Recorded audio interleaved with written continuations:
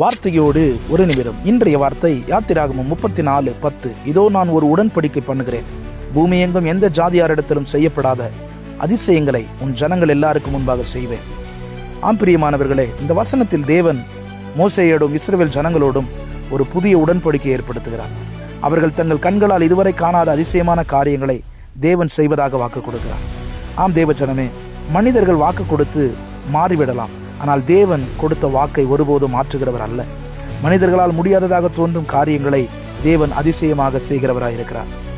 பிரியமானவர்களே, நம்முடைய வாழ்க்கையிலும் பல வேளைகளிலே நம்மால் முடியாத காரியங்கள் தேவனால் அதை அதிசயமாய் செய்து முடிக்க முடியும். ஆகவே இன்று உங்கள் வாழ்க்கையில் இது எப்படி நடக்கும் என்று நீங்கள் கேட்கும் ஒரு காரியமாக இருக்கலாம், பயப்படுகிற ஒரு காரியமாக இருக்கலாம். ஆனால் தேவன் புதிய வழியை திறக்கவும் இதுவரை நீங்கள் காணாத அதிசயத்தை செய்யவும் அவர் வல்லவராக இருக்கிறார். அவரை நம்புங்கள், அவரை தொழுது கொள்ளுங்கள்.